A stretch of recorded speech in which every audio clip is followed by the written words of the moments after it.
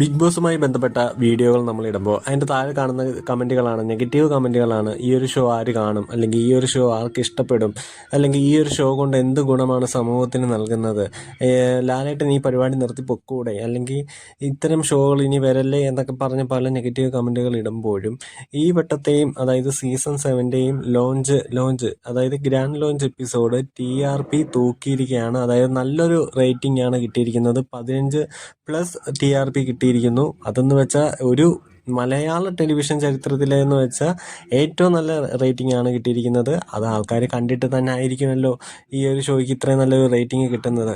പലപ്പോഴും കഴിഞ്ഞ സീസണിലും നല്ല റേറ്റിംഗ് ആണ് കിട്ടിയത്. പക്ഷേ ഈ വട്ടവും അതിൻ്റെ തനി ആവർത്തനം തന്നെയാണ്. നല്ലൊരു റേറ്റിംഗ് ആണ് ഈ ഒരു ഷോയ്ക്ക് കിട്ടിയിരിക്കുന്നത്. അപ്പോൾ കുറ്റം പറയാനും ഇത് കണ്ടല്ലേ പറ്റത്തുള്ളൂ. ആരെങ്കിലും പറ്റി കുറ്റം പറയാനും ഈ ഒരു ഷോ കണ്ടല്ലേ പറ്റത്തുള്ളൂ.